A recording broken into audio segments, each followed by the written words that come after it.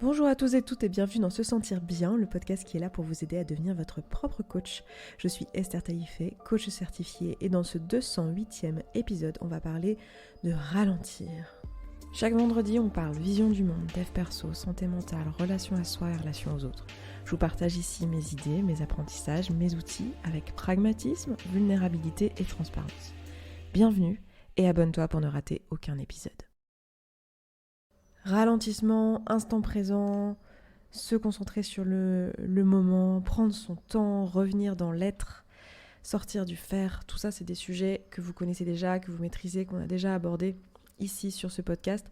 Mais aujourd'hui j'ai envie d'aller un peu plus loin que ça et de proposer une discussion autour de ce sujet qui est finalement assez difficile à appréhender parce qu'on vit dans un monde quand même qui est ultra porté sur la productivité, sur le fait d'en faire toujours plus, de faire.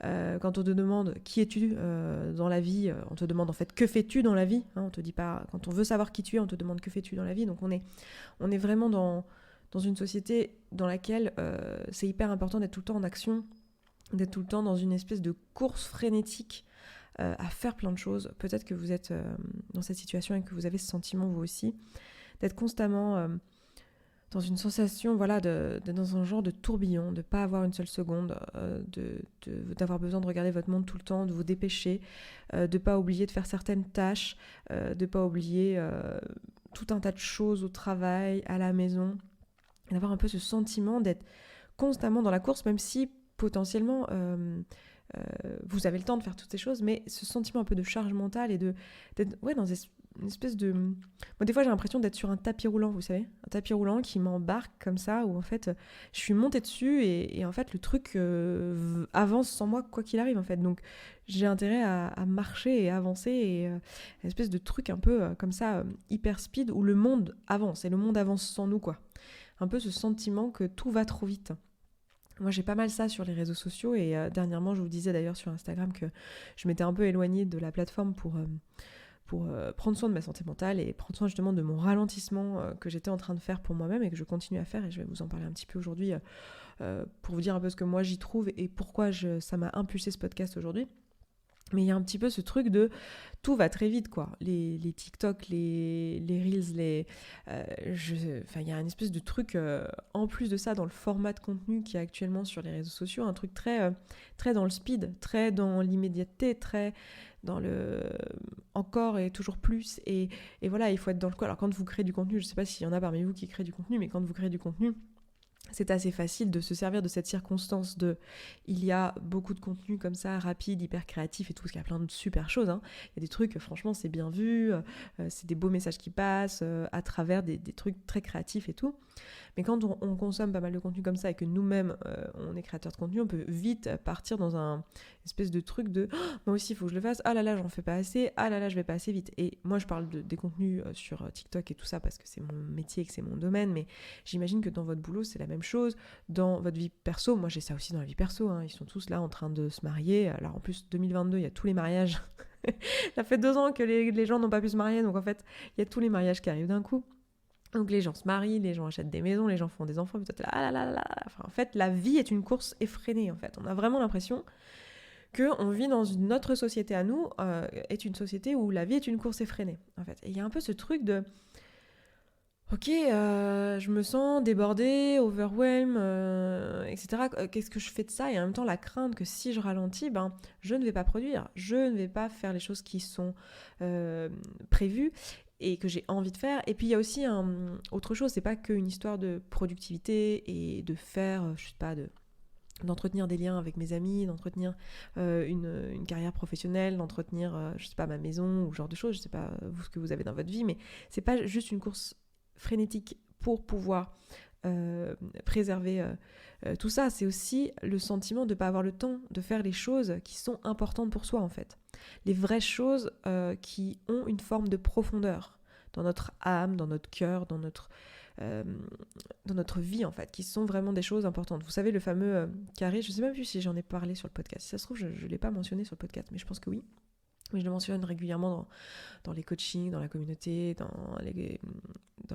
comment dire, les ateliers, les choses comme ça. Mais vous savez, cette grille de lecture des tâches à faire où vous avez à la fois les choses qui sont importantes et à la fois les choses qui sont urgentes. Vous avez ce qui est important et urgent, ce qui est important et non urgent, ce qui n'est pas important mais urgent et ce qui n'est pas important et pas urgent. Et on se rend compte que si on n'y prête pas d'attention, ce qui n'est pas important et pas urgent passe toujours à la trappe. Et il se trouve que dans ces choses-là, dans ce qui n'est pas important et pas urgent, il y a toutes les choses qui ont une forme de profondeur dans notre vie en fait. Et si à un moment donné on met pas le pied sur le frein, qu'on n'essaye pas de ralentir, on peut très vite en fait se faire porter par les activités, par la vie et par toutes ces choses-là. Et c'est vraiment quelque chose qui est assez désagréable comme sentiment quand on s'en rend compte. Alors des fois, comme on est dans le tourbillon, on s'en rend pas forcément compte. Mais quand on se rend compte que les choses vraiment importantes, finalement, passent toujours à la trappe, il y a un sentiment un peu j'ai envie de dire de passer à côté de sa vie. Si en plus par comparaison on voit plein de gens faire plein de trucs à côté, donc moi je parlais des TikTok parce que c'est typiquement un truc où c'est des gens qui font le même métier que moi, mais ça peut être aussi un truc qu'on peut ressentir avec ses voisins, avec ses frères et sœurs, avec ses amis, une forme de ok, moi qu'est-ce que je fous, je vais pas assez vite, j'apprends pas assez, je ne fais pas assez de choses, je suis trop lent, on peut vite se retrouver avec un sentiment un peu de débordement. En ce moment, dans la communauté, au moment où je poste ce podcast, on est en train de faire de la méditation en pleine conscience ensemble, en live, les matins à 8h30. Donc on fait ça encore la semaine prochaine, donc la semaine du 18 avril. Donc si vous écoutez ça au moment où ça a été publié, eh bien, vous pouvez nous rejoindre et faire les méditations ensemble. C'est vraiment un moment trop chouette. Si vous êtes en plus débutant à la méditation, ça peut être un bon moyen de vous y essayer parce que c'est 10 minutes par jour. Et on a fait ça ce mois-ci parce que ce mois-ci, on met de l'attention dans la communauté à prendre le temps d'être plutôt que le temps de faire. Et en fait, une des notions qu'on vous a transmises ce mois-ci, que j'ai envie de vous partager aujourd'hui dans ce podcast, c'est la notion que, en fait, on a tendance à, et ça c'est le dev perso qui nous veut ça, mais voilà, il y a plein de bienfaits à ça, mais il y a aussi des inconvénients, mais on a tendance à se fixer des objectifs. Et pour atteindre ces objectifs, il nous faut des actions, et du coup à être dans l'action pour atteindre l'objectif, mais en fait on oubliait le chemin, on oubliait que une vie c'est une suite d'aujourd'hui en fait. C'est une réalité. Une vie entière, c'est juste une suite de journées comme aujourd'hui en fait. Et donc quand on est dans cette frénésie, etc., on en oublie d'être. Et c'est pour ça qu'on finit par être malheureux en fait, quelque part, parce que finalement, à quoi ça sert tout ça ? À quoi ça sert la vie au final ? À part à être là, à vivre des choses en connexion avec le monde, avec soi, avec les gens qui nous entourent, être vivant, être heureux, se sentir bien, enfin je veux dire être là, c'est ça qui est précieux en fait, dans le fait de vivre, c'est le fait d'exister, le fait de vivre, le fait d'être présent. Et en fait on peut l'oublier. Désolée, il y a quelqu'un dans ma rue qui trouve que c'est cool de klaxonner, donc vous allez sûrement l'entendre. Et du coup, on se retrouve dans cette espèce de frénésie. Et alors, on le dit souvent dans le dev perso, vous l'avez entendu dans des livres de méditation, dans plein de choses liées à la spiritualité ou au développement personnel, l'importance de ralentir, le fait que ça stimule la créativité. Je l'ai même peut-être déjà dit dans un podcast, très probablement. J'ai certainement déjà fait un podcast à ce sujet. Moi, à ce stade, on en est à 208 podcasts, donc je ne peux pas vous garantir que je radote pas un peu. Mais j'espère que j'apporte des nouveaux insights à chaque fois. Mais il y a ce truc-là, effectivement, si je fais pause, si j'arrête d'être dans le faire, que je fais pause et que je fais du vide, il se passe un truc extraordinaire dans notre cerveau qui est la créativité, qui est toutes les choses qui émergent avec l'espace. Dès qu'on a de l'espace, en fait, il se passe plein de choses. Le cerveau fait des liens, on a un sentiment de plénitude, un sentiment de repos. Il y a quelque chose, en fait, qui se crée quand on a un sentiment de repos. Pourquoi ? Parce qu'on fait du repos mental, en fait. Quand on commence à faire pause, parfois même du repos physique, parce que souvent ça va avec le fait de, prendre des vacances, et donc on va plus dormir, etc. Et il se passe plein de choses dans ces moments-là, en fait. Il y a une forme de ressourcement, une forme de reset un peu de notre espace mental et de notre créativité. Donc c'est intéressant, déjà juste d'un point de vue, pour peu que vous soyez un peu créatif ou quoi, c'est hyper intéressant de ralentir et de faire des espaces de vide, parce que c'est à ce moment-là que se créent des choses. Mais bon, on peut aussi être très vite tenté de du coup le voir comme un moyen d'être encore plus productif, de se dire attends, si je veux créer encore plus et encore plus produire dans ce monde, j'ai qu'à ralentir, j'ai qu'à me faire une petite retraite, comme ça je reviendrai avec plein d'idées. Alors, la raison pour laquelle je rigole, c'est que je me moque de moi-même, parce que j'ai pu faire ça. Donc il y a ce côté effectivement comment dire, euh, créer et retrouver la créativité, et effectivement ça aide à être encore plus productif au retour, hein. On le dit souvent, hein, si t'es crevé, arrête, hein. Si t'es crevé dans ta journée, que t'es en train de faire une tâche et que tu vois qu'en fait t'y arrives pas, va faire un tour, tu seras plus efficace après. Fais du vide, vide-toi la tête comme on dit souvent, vide-toi la tête, ça ira mieux ensuite. C'est vrai, mais là j'ai envie d'aller plus loin aujourd'hui. Il y a un truc supplémentaire au fait de faire du vide et de ralentir. C'est pas juste le fait de stimuler sa créativité, le fait d'être dans l'instant présent et d'observer la plénitude que ça peut être, et le bonheur que ça peut être de juste vivre et de juste être, parce que c'est pour ça qu'on est là, hein, on est là pour vivre en fait. Il y a aussi quelque chose de l'ordre de la profondeur de l'expérience de la vie humaine. Qu'est-ce que je veux dire par là ? Alors là, je vous parle de mon expérience et de ce que j'ai appris au travers de ma brève expérience d'être vivant sur cette planète. En fait, il y a des choses qu'on ne peut pas obtenir et qu'on ne peut pas comprendre et qu'on ne peut pas vivre si on est dans une forme de superficialité si on est dans une forme de frénésie qui du coup nous force à la superficialité. Parce qu'on n'a pas le choix en fait. On est obligé de survoler les sujets si on veut passer vite. C'est le principe quoi. Donc c'est chouette, ça nous permet de toucher un peu à tout. Si on fait les choses vite, et je suis la première à faire ça et à adorer, hein. Je suis intéressée par énormément de choses différentes. Donc en fait, j'ai tendance à picorer plein d'informations sur plein de sujets différents. Mais en fait, ça ne permet pas, par construction, d'aller dans une forme de profondeur. Parce que pour pouvoir comprendre un sujet profondément ou s'approprier une expérience de vie profondément, que ça soit même juste, se balader dans la forêt à côté de chez soi, si on le fait d'une manière efficace en pensant au call qu'on a après, à la personne avec qui on mange ce midi, au courrier qu'il faudra aller déposer à la poste en passant, et qu'on le fait en sortant le chien de manière efficace, parce qu'il faut sortir le chien, donc on a 10 minutes, oui, on va sûrement profiter de ces 10 minutes, oui, à un moment donné, on va faire de l'espace pendant ces 10 minutes, mais on voit bien qu'il n'y a pas une forme de profondeur du même ordre que ce qu'on pourrait obtenir si on n'avait rien devant nous, si on partait en balade avec le chien sans limite de temps, et qu'on se disait, ok, là je prends ce temps, je prends cet espace. Il se passerait quelque chose de plus profond dans l'expérience que c'est que de sortir le chien. Alors là, j'entends que vous allez me dire, oui, non mais attends Esther, là tu parles parce que tu es à ton compte et que tu organises ton emploi du temps. Moi, j'ai littéralement 10 minutes pour sortir mon chien parce qu'après, j'ai les enfants à aller chercher, j'ai un planning à tenir, etc.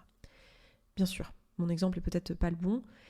Adaptez-le à vous. Ça va peut-être pas être quand vous sortez le chien au milieu de l'après-midi, ça va peut-être être le soir, le week-end, un moment, mais en tout cas, pensez à des instants de vide comme ça et ce que j'ai envie d'encourager, hein, évidemment, comme d'habitude, je vous dis pas ce que vous pouvez faire de votre vie, hein. Je le dis souvent, mais je suis déjà bien assez occupée à décider ce que je vais faire de la mienne, donc je suis pas là pour vous dire quoi faire de votre vie, mais c'est vraiment quelque chose que je trouve qui mérite un petit peu d'attention, de dire tiens, en fait, à quelle profondeur d'existence et d'expérience de vie je peux accéder si je ralentis en fait.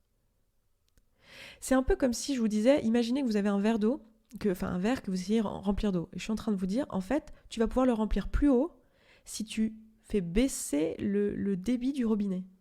Parce que vous l'avez tous fait cette expérience, si vous ouvrez le robinet trop fort, et ben en fait, il y a de l'eau qui rentre dans le verre, mais il y en a aussi beaucoup qui ressort en fait. Parce que ça fait... Je fais bien le bruit de l'eau ou pas? Ça fait un espèce de... Et vous avez votre verre à moitié vide à la fin. Alors vous avez de l'eau dedans. Effectivement, vous avez fait l'expérience de vous servir un verre d'eau, de boire de l'eau. Mais j'ai envie de vous dire, et si en ralentissant, alors c'est contre-intuitif parce qu'on se dit mais c'est beaucoup plus efficace pour remplir mon verre d'eau que de mettre le robinet quand même à feu élevé, non, à débit élevé. Eh bien non, en fait. Il y a des moments, alors il y a le bon dosage à trouver, mais en fait, vous allez remplir votre verre d'eau plus haut si vous baissez le débit du robinet. Eh bien il y a des choses auxquelles on n'accède pas avec cette rapidité-là.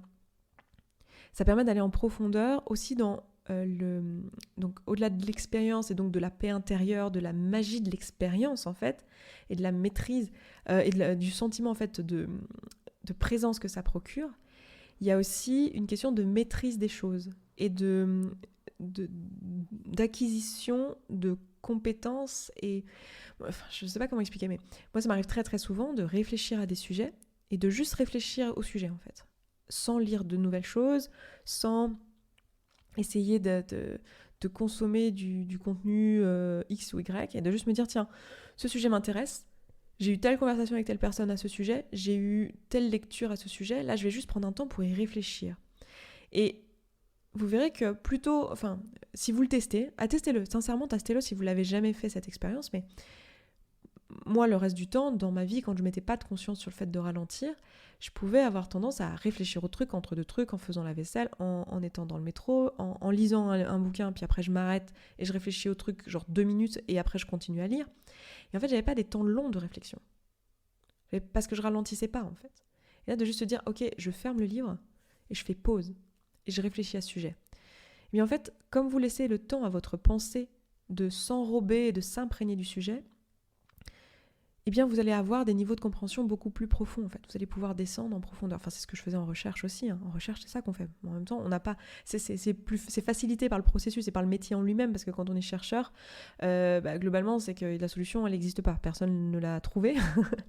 Je caricature et je simplifie à mort, mais du coup, il n'y a pas genre plein de trucs à consommer. Enfin, oui, on peut lire plein d'articles, etc. Et on peut regarder les travaux de nos confrères et tout, mais il y a un moment où, en fait, on est vraiment face à sa feuille blanche, quoi. Et c'était toute la beauté. Et moi, un des aspects de ce métier que j'ai adoré, c'était ce sentiment de, là, je suis seule avec mon cerveau, quoi. Et avec mes réflexions et ma capacité à aller en profondeur et à creuser ce sujet et à me creuser la tête, quoi. Et ça, c'est quelque chose, j'ai l'impression, qu'on a perdu. Alors là, je parle comme une vieille conne, mais assumons. Mais c'est un sentiment que moi, j'ai moins qu'avant. Alors c'est peut-être juste que aujourd'hui je fais un métier différent et tout, c'est bien possible, mais j'ai quand même la sensation qu'en fait on a oublié cette compétence, qu'on a oublié ce truc de... C'est pas juste une histoire de pas se cramer le cerveau avec des TikTok débiles, parce que je suis pas totalement d'accord avec ça en plus. Moi je trouve qu'il y a plein de valeurs sur TikTok à trouver, ou je donne TikTok pour exemple, mais c'est juste que c'est actuel. Je pense que ce truc-là sera peut-être obsolète, ce podcast aura pris un coup de vieux d'ici 5 ans ou 10 ans, et que ce sera une autre plateforme, mais ça a été une autre plateforme dans le passé, mais la télé, plein de choses, mais en fait j'ai l'impression que on oublie que cette chose-là existe, qu'en fait il est possible de juste ralentir et de créer des choses qui ne seraient pas possibles de faire vite, en fait. Genre on a un petit peu appris à faire les choses dans l'efficacité, dans la vitesse, dans la concision, etc. Et en fait on a cru qu'on pouvait tout faire comme ça, que tout était accessible comme ça. Si on était assez efficace, assez organisé, assez machin, assez rapide, assez concis, on pouvait tout faire. Et en fait, ce que j'ai envie de vous proposer aujourd'hui comme insight, c'est que il y a des choses qui ne sont pas accessibles autrement qu'en ralentissant et qu'en gagnant de la profondeur. Et ça passe par le ralentissement, ça passe par le vide, ça passe par, à un moment donné, fermer le bouquin, fermer le téléphone, fermer la télé, fermer l'ordi et juste rester avec soi. Donc soit pour vivre l'expérience physique humaine pleinement, respirer, toucher l'autre, faire un câlin à quelqu'un sans être en train d'avoir son téléphone dans la main. Et j'étais coupable de ça, mais juste être là, être présent, sentir la présence de l'autre, être dans une discussion. On parlait là avec une copine hier alors moi je vais jamais au McDo. Je crois que je suis pas rentrée dans un McDo ça se compte en un paquet d'années à ce stade. Mais elle racontait qu'elle y était allée récemment pour acheter un truc, quoi. Et en fait elle avait une table de jeunes adultes, donc quelque chose comme entre 17 ans et 21 ans, quelque chose comme ça, et que elle les voyait tous sur cette table à regarder leur téléphone et à pas se parler et à échanger, en fait, à visiblement être en train d'échanger parce qu'ils rigolaient, ils réagissaient à des messages qui s'envoyaient, ça faisait des bip bip dans tous les sens, et ils se montraient des trucs sur les téléphones mutuellement, donc ils étaient en lien, il y avait un vrai lien humain et une vraie connexion, mais elle n'était pas dans l'instant présent, elle était dans une espèce de rapidité, et en fait, il y a un truc désincarné là-dedans. Et en fait, quand on a vécu des années sans les téléphones, typiquement, je pense qu'on le voit encore plus le décalage. Et j'imagine que nos grands-parents, enfin mes grands-parents et mes parents, le voient aussi avec nous, alors, d'une manière différente. Mais ma grand-mère avait déjà la sensation que nous, on était tout le temps sur la télé, tout le temps. Et je pense qu'elle a raison, en fait. Et qu'on est en train progressivement, collectivement, en tant que société, d'oublier qu'on a accès à ça, en fait. Et c'est pas bien ou mal, je suis pas en train de faire un jugement de valeur et de dire « Oh mon Dieu, c'est mal, tous ces jeunes qui regardent TikTok ». Pas du tout, j'aurais pas ce genre de jugement et je pense que c'est un peu superficiel comme réflexion de dire ça. Mais par contre, je trouve qu'il y a quand même quelque chose d'intéressant à voir dans le fait qu'il y a des choses pour lesquelles prendre le temps, ralentir et être présent, c'est nécessaire, en fait. et on se prive d'une partie de l'expérience humaine si on ne prend pas ce temps-là. Et donc, mon invitation et ce que j'avais envie de vous proposer dans ce podcast, c'est d'avoir déjà accès à ça, parce que je pense pas que ce soit si évident, en fait, qu'il y a des choses qu'on ne peut pas accéder si on ne ralentit pas. Je trouve que l'analogie du verre d'eau, elle est pas trop mal pour s'en rendre compte, parce qu'on a l'impression que si on est efficace et tout, on peut tout faire, mais en fait, en faisant ça, on reste dans une forme de superficialité dans tous les sujets et dans tous les domaines, dans les relations, dans tout. Et qu'à un moment donné, faire des temps de qualité, c'est quelque chose qui apporterait beaucoup de valeur pour plein de sujets dans notre vie. Donc voilà, j'avais envie de vous proposer ça. Si vous avez envie d'en parler avec nous, n'hésitez pas à nous rejoindre dans la communauté si ce n'est pas le cas, surtout ce mois-ci, puisque là, on parle de l'instant présent. Après, il y a des contenus à ce sujet-là qui sont constamment disponibles dans la communauté, donc n'hésitez pas à nous rejoindre si vous voulez vraiment être dans une communauté de gens qui réfléchissent à plein de sujets. On a des discussions profondes tous les mois sur des sujets comme ça. On a des coachings de groupe sur tout un tas de sujets en fonction de ce sur quoi vous bossez actuellement. Enfin, vraiment, je dis souvent, voyez la communauté comme un petit peu la salle de sport du dev perso, si vous voulez.